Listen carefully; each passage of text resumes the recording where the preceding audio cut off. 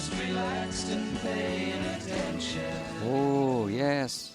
Relax and pay attention tonight, friends. There's a lot to learn. Welcome back to 21st Century Radio. I'm your host, Dr. Bob Hieronimus, and our executive producer and research assistant is Dr. Laura Kortner. Our engineer is Anita Brockington. Again, our guest tonight is an expert on Druids and the ancient Celtic class of religious leaders, legal authorities, lore keepers, etc., etc., etc. It's Teresa Cross, and the book is The Secrets of the Druids, From Indo-European Origins to Modern Practices, 2nd edition, revised edition of The Sacred Cauldron, Inner Traditions. Find a link to her website and order her book from 21stcenturyradio.com. Facebook page. That's right. Now, let's see. Teresa, Dr. Stephen E. Flowers said that this book is written from within Druidism. What does that mean? Well, at the time that I wrote the book, I was a practicing Druid. I retired from it decades later and changed my faith to being Catholic, and then eventually I became an Episcopalian. So I no longer worship the old gods, but I still have the knowledge of it. So, in fact, I'm working on a book on Celtic Christianity now, which may take up where Secrets of the Druids leaves off, and how they integrated Christianity into the Celtic ideology of Ireland, and then eventually Scotland, and then it came down to Northumbria too. Wow. That ought to be interesting. From within the mindset of the Druids, of the Celts,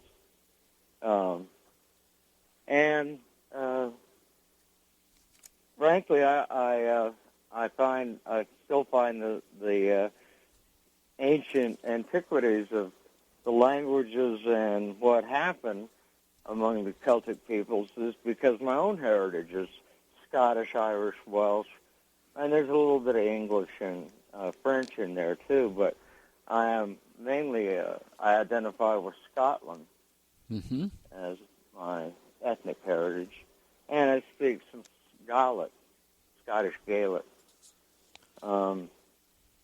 and know a lot of old Irish and Irish phrases and stuff too. But Stephen Flowers minored in Celtic and studied Old Irish under Ruth Lehman at UT Austin back in the, I guess that would have been the 70s or 80s. My academic credentials is that I studied literature and got a BA in that, and then worked on a master's in education. So, that may explain it. It sure does. Well, what languages are part of the Celtic branch of the Indo-European family? Well, in ancient times, Gaulish was a major language because it was spoken in France, Belgium, and Switzerland, and it had made its way into Asia Minor, Turkey as we call it today. There was the Galatians that are spoke of in the New Testament. They actually might have been bilingual when in Greek and Gaulish during the time that St. Paul had converted them to Christianity. We know from St. Jerome, which is the Latinization of your very name, Hieronimus. That's correct. St. Jerome found that they were still speaking Gaulish in Trier, the Treveri as he called them, and Trier is now in Germany, but it was on the border of Gaul and was kind of an important city at the time. But that was in the 5th century. I mean, I go all the way up into the turn of the century, from 5th century to the 6th century, the Common Era. And so that's it. I find that intriguing that he said he made a comparison of the Gaulish of the Galatians with the Gaulish of Trier. So I would think that they have been dialects of some form of Gaulish, be Celtic. Mm-hmm. And there's been inscriptions and lead tablets that have turned up in the ancient Gaulish language. So I thought some people were kind of attracted to that. So I put an appendix in the Secrets of the Druids in which there's a simplified Gaulish grammar. That's helpful. In there. And the first edition had a lot of Gaulish and Celtic in it, and I dropped it in favor of Old Irish and used Old Irish for the terminology in the book. Who were So, Oh, sorry. Go ahead. Go ahead. Who were the Proto-Indo-Europeans? That's a controversial subject. The homeland has been thought of as being in what is now Russia and Ukraine area of Eastern Europe, and it spread westward and it spread eastward. There was a people called the Scythians, Scythians,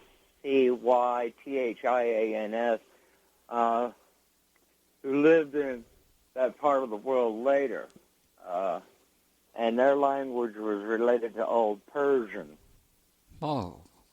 And they may have had an influence on the Gauls because they invented pants for riding in. Wearing trousers instead of wearing robes. And do you remember? They also. Go ahead. Do you remember what time that was? How many decades or centuries ago that was? Pants. They would have been. They were in that region from 500 BC in that time all the way up to the Christian era, into the times, because some Scythians may have been converted to Christianity via the Goths, mm-hmm. Who are Germanic people who went out east like that and may have intermixed with Scythians, because we have survival of people descended from the Scythians in the Caucasus Mountains. They're called the Ossets, Ossets, and they are descended from Scythian-like tribes, and they became Orthodox Christians. Huh? Is that how we know so much about them? We know a lot from Greek commentating on them, like Herodotus, probably about 300 BC, something around that time period. Mm-hmm. And but there was trade with them, and there was they didn't carry any written records at all. So all we know is from oral tradition that was handed down among the Sarmatians, Scythians, and mm-hmm. people known as the Alans, another tribe. In fact, it was the kingdom of Alania. But they ended up being mostly, they're called Iran and Digor.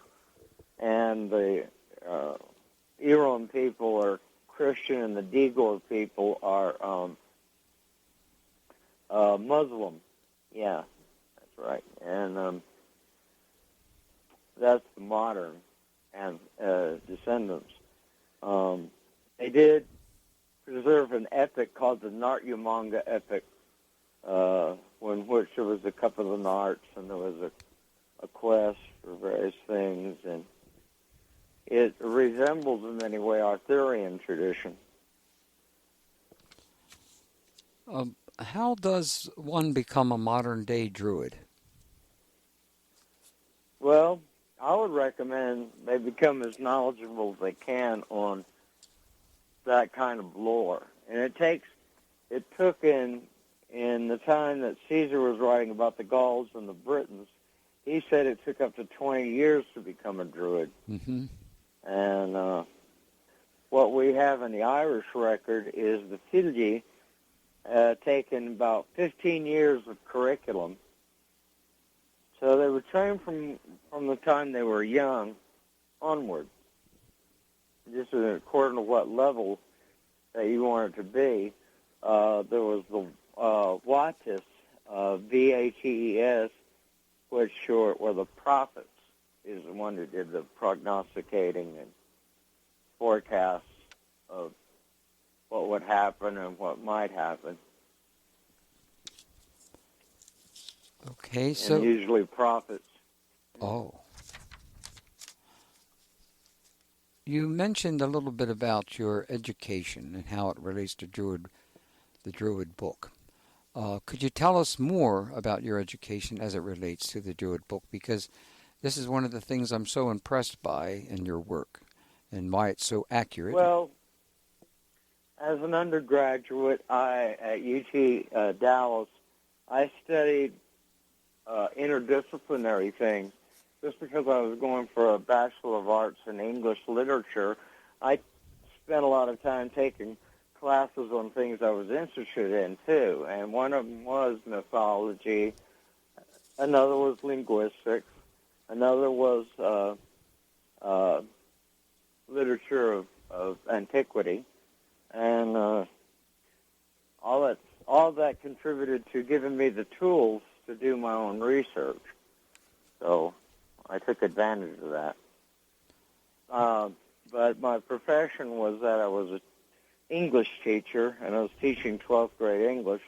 When I finally got tired of it, I decided they were putting in metal detectors for the students who had brought weapons into the school, and I decided, well, maybe I should get out of this and do something with civil service. I guess so. I went to work for the Internal Revenue Service and worked there for over 11 years.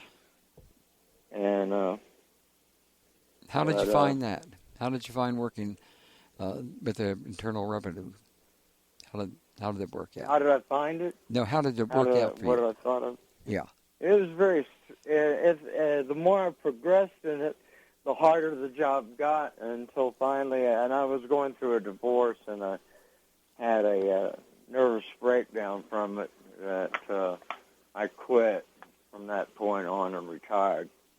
Mm-hmm. Well, you have a strong... I'm sorry. Go ahead. It was a very stressful job. Yes, I would imagine. Probably still is. Yeah. Things would change every time we got a new commissioner, so, I worked during the Bill Clinton era and later the Bush, and I have no idea what it was during Trump's administration. Well, you have a strong connection, and you mentioned this before, to your Scottish and Irish heritage. How has that shaped your interest? Has that shaped my what? How does that shape your interest, the connection with the Scottish-Irish heritage? Because that's a strong connection. My sister did genealogy on us, and I did a DNA test, and she did a DNA test, and we turned out to be quite a bit Scots, although my religion was at one time Roman Catholicism. I rejected it because it was not friendly to LGBT people. That's for sure. Very unfriendly. Hopefully that'll change in the long run.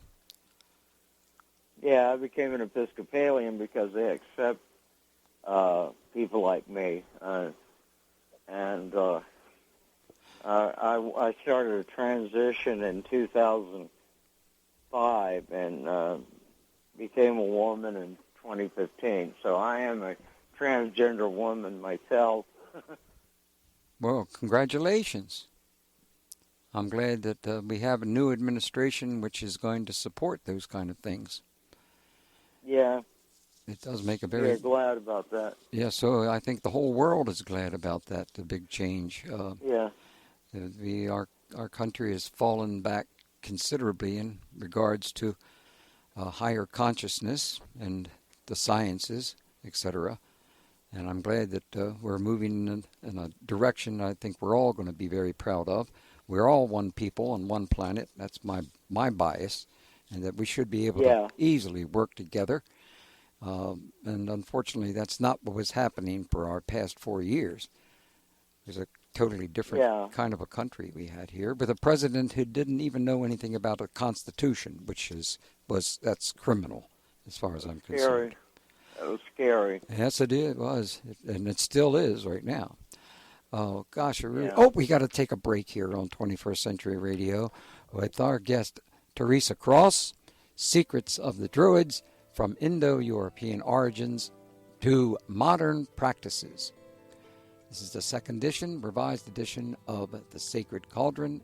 And of course, we love Indo traditions for lots of good reasons. And you can find a link to her website and order her book on 21st Century Radio Facebook page.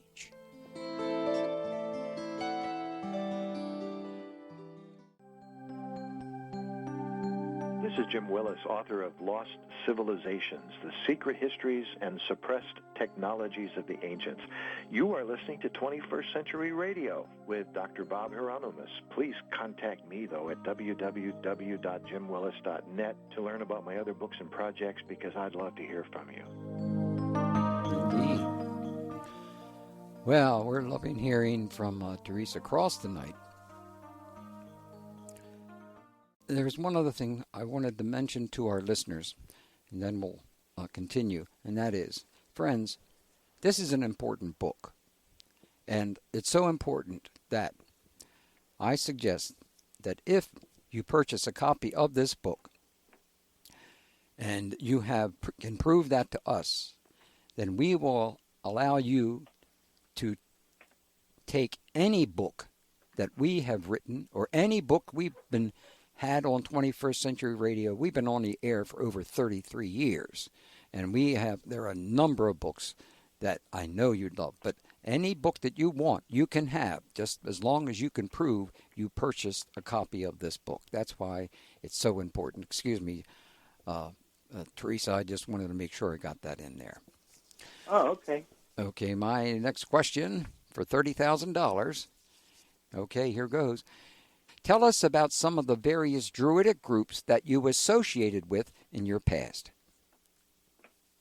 Well, we had the Craig Celtic Holvidel of Brittany, and that was the last one I had contact with before we turned to my faith in the Abrahamic religion of Christianity. One of the things that led me to go back to being a Christian was my study of Vedic literature and Hindu tradition. I run into a philosophy called Veda, Abheda, Vedanta, which is different from most people practice Advaita Vedanta. Well, and what that means is that they believe we're all one with the Supreme Godhead. Mm-hmm. That's Advaita Vedanta. And it means non-dual. But in Veda Dvaita Vedanta, we believe that we seem to be one with the divine Godhead, but we are different. We are dependent upon the Brahman or Supreme Godhead. And that's what got me back into looking into Christianity again, mm-hmm. because I believed in the incarnation. When you were... excuse me. Go ahead. Well, in case in point now, I was attracted to the theology of John Scotus Eriugena, who was an Irish scholastic teacher over in France in the 9th century. So he was deemed a heretic because he seemed to be a pantheist, but really he was a panentheist. He believed God was in everything, and he also believed in he was also separate from everything at the same time. It seems paradoxical, but the panentheism believes everything is God, and that God is also beyond as well as in everything, beyond everything. So I was attracted to that philosophy and started studying the theology of the church. So I was thinking of writing a book on Celtic Christianity because it's become a hot topic, and I am also a member of the community of Aiden and Hilda. So we're join that now. When you were a Roman Catholic at one time? Yeah. Did you serve on the altar?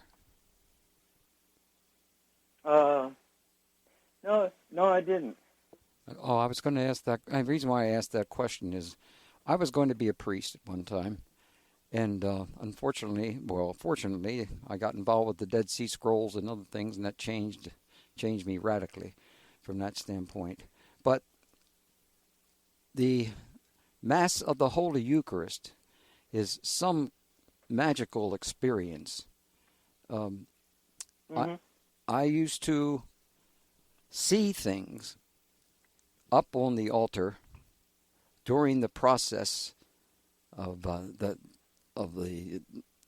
particular work, which I would want to talk to at times with the priests, but I was never allowed to until I became very close to a number of nuns. And when I mentioned to them, do you see the sparks and the other lights that are up there going on during the Mass of the Holy Eucharist? And they said, certainly. And I said, well, how come the priests all say no, they don't see any of that? How would you answer something like that? Well, there are certain charismas that God puts on people. They got a gift for something, which usually becomes what they love to do for a living. Because everybody has a purpose in life, or dharma. And St. Paul talks about it, and some priests, they just don't have that gift. They may have a gift for something else, like being a priest is a gift of a vocation, and holy orders. But when they're up there consecrating the Mass as the sacrifice, it commemorates, there are so many commemorations in it, and there are so many people who get caught up in the consecration of the host and wine into the body and blood of Jesus. And some people catch it symbolically, and some people don't. Some people think it's literal. And some of the Protestant sects that broke off in the 16th century said it was only symbolic. It was just a memorial. And that was condemned as heresy. But in Irish Christianity, they saw it both ways.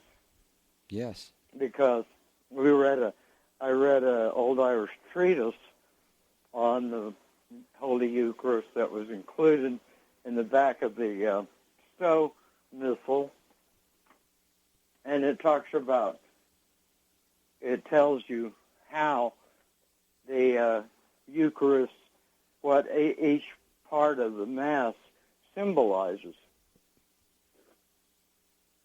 And it's pretty powerful stuff. I'll see.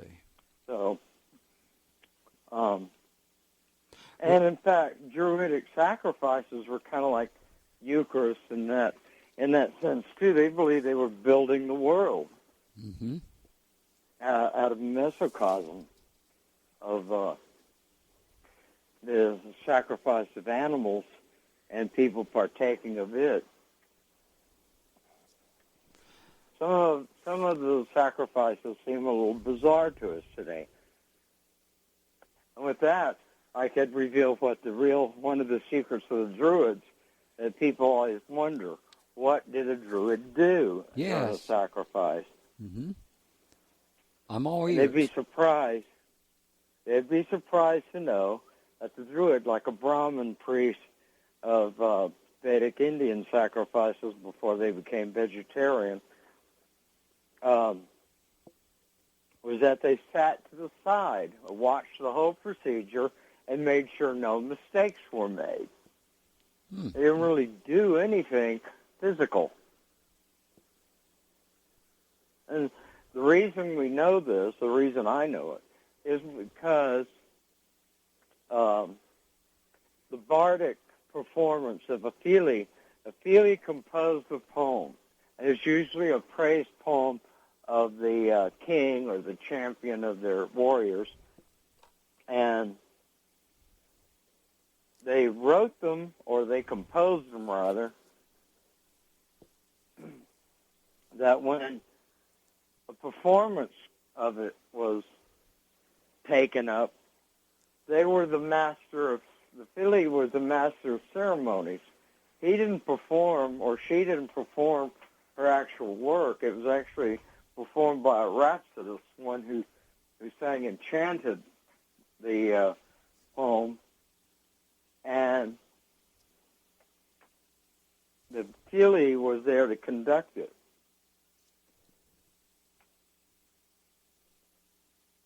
So you see that being master of ceremonies, they were judging and presiding over it. I see. Interesting, isn't it? Yes, it is. I that they did like the Brahmins of India. And there are still Brahmins in India. They're a class or a caste, but there's still those that go to memorize the Vedas by rote. I mean, they actually sing them over and over again until they memorize the literary piece, even though it later got written down. I understand you are currently a member of a historical reenactment group called the Adrian Empire, where you play I don't think I'm going to pronounce this right, Clarissa Celtic harp? No, it's a Clarsic Celtic harp? Oh, the Clarsic. Clarsic, thank you. I have a Clarsic is a Celtic-style harp. Well, tell us what is that all about? It's like Society of Creative Anachronism, which we put on the garb, and we go and we do, we watch battles, and we participate in various guilds in which we do certain things. Are there specific? Take up a hobby like. Are there specific? Sewing. Huh? Are there specific battles that you would reenact? Are there certain battles that are so important to that particular history and time that you deliberately reenact them? Yeah, well, we don't reenact actual battles like a lot of groups do. We have our own little kingdoms, and we have our own titles and everything that you earn, and we basically fulfill our hobbies, and sometimes there are battles, and they're reenacting what a medieval battle would be like. But right now, we're battling the break that we need to take our final break on 21st Century Radio with our guest, Teresa Cross, Secrets of the Druids, from the Indo-European Origins to Modern Practices, 2nd edition, revised edition of the Sacred Cauldron, Inner Traditions. Find a link to her website and order her book from 21st Century Radio Facebook page. And also subscribe to our YouTube channel and share 21st Century Radio with others.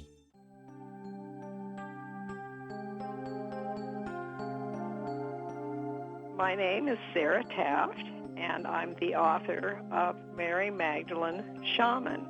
You can see it on my website, which is at sarahtaft.com. And in this, you can see my paintings of Mary Magdalene and read my relationship to her and how she healed me through a liver transplant. You're listening to 21st Century Radio with Dr. Bob Hieronimus.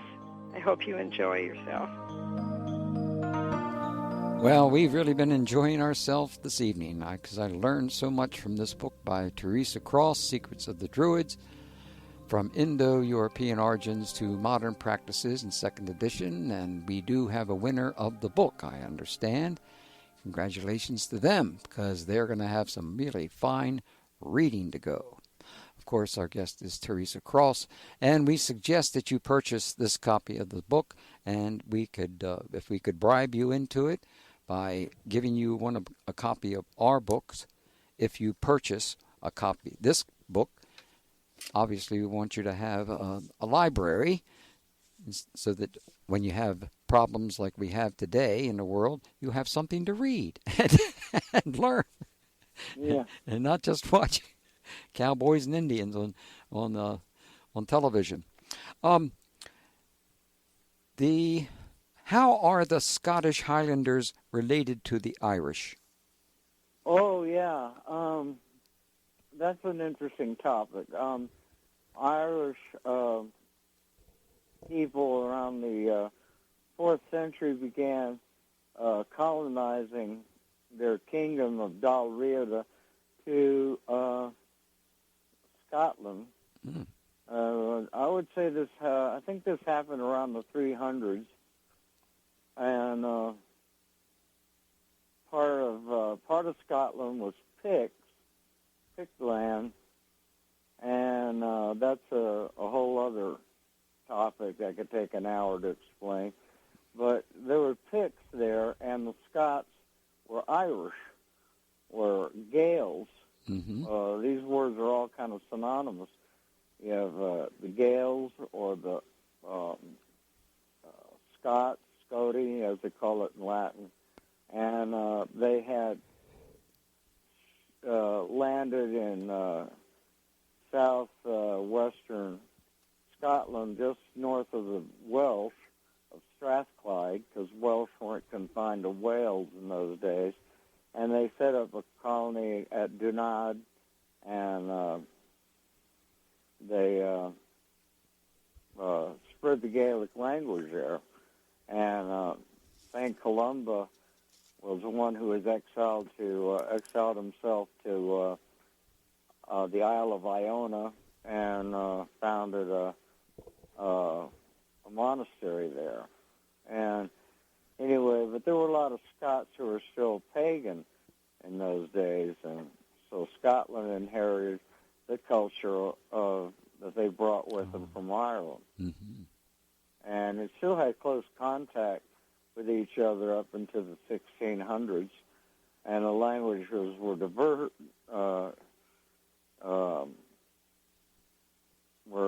diverting from each other by that time, and it developed into Scottish Gaelic, which is different to Irish Mm-hmm. in many ways, and it's very similar. Their verb, subject, object is the word order that they use, and you can find a lot of similarities between Irish dialects particularly of Northern Ireland, Donegal, and similarities with Scottish Gaelic. And I took up that language, although I had been a member of the Gaelic League. I lived in Dallas. I learned a lot of Irish. I taught Boonwurrung Irish, which is beginner's Irish. I converted over to studying the Scots language, which is different enough to be confusing. But I overcome that.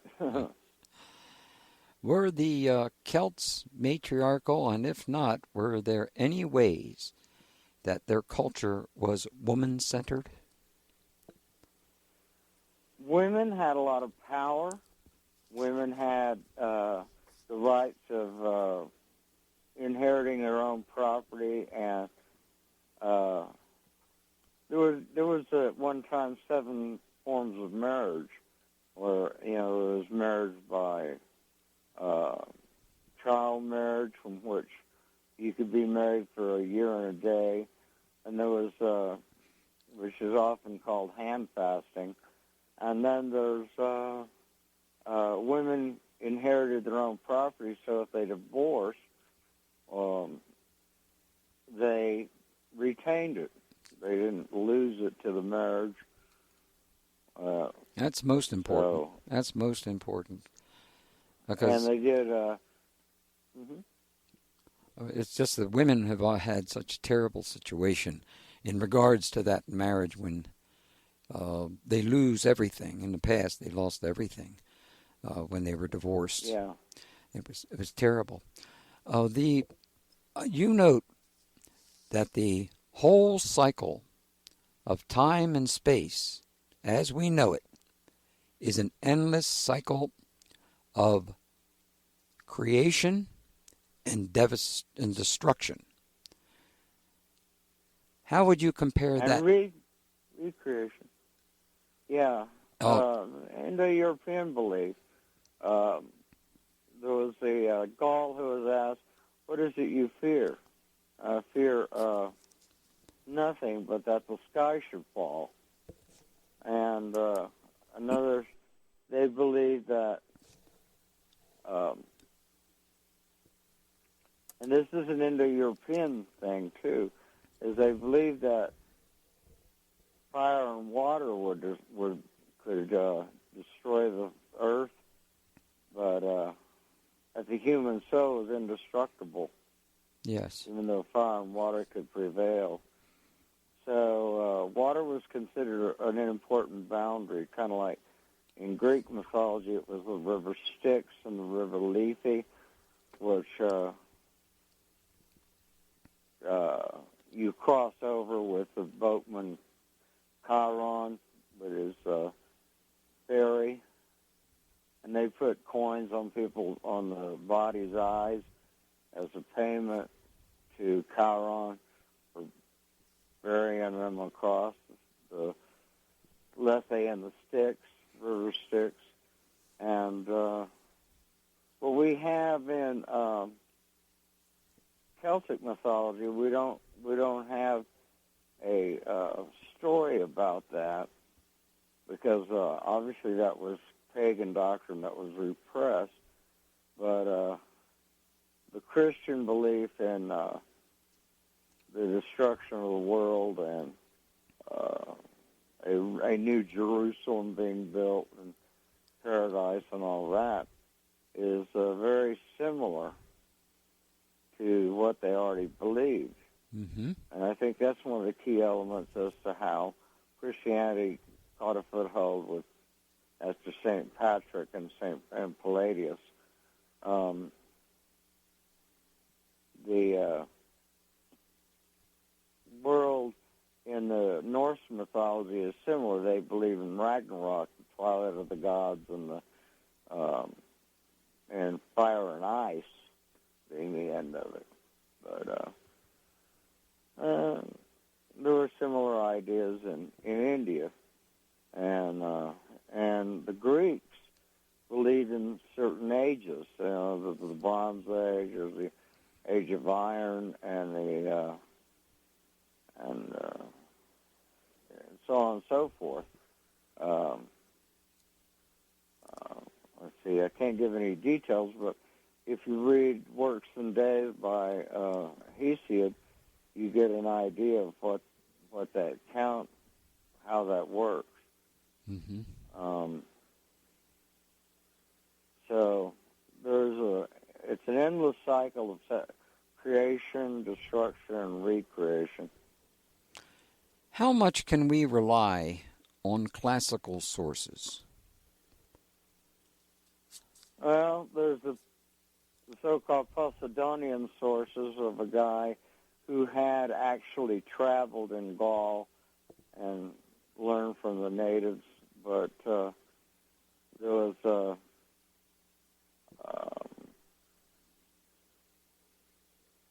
other commentators from a later time were romanticizing the Druids, so you got to be careful with some of this information because they were holding them up as noble savages. Yeah. So either the propaganda was very pro-Druidic, or it was very anti-Druidic. You know, thinking of the world as different barbarians, and the Greeks thought they were the best, and they looked down at the other people. So there's some prejudice going on. Well, sure is. Now, this question I'm going to give you right now is kind of tough, but we got some time to do it. How are our physical bodies microcosms of the multiverse? Oh yeah. Well, we got 2 minutes. This as the sacrifice was a mesocosm, which means a middle world scale. The body is the individual, and the various parts of there was stories in Indo-European mythology of how a giant is taken and he's slain, and his body becomes, his bones become the stones, his flesh becomes the soil, his blood becomes the waters, and his hair becomes the vegetation, and so on, all these analogs. And it works both ways. You know, you can be a giant who's dismembered and they make the universe out of him, or on the other hand, we return to the earth in those forms, but the soul prevails. The analogs are taken from a mythology that doesn't exist anymore in the Celtic group, but we get it in the Norse tradition when they slain the giant Ymir, Y-M-I-R, and they make the universe out of them.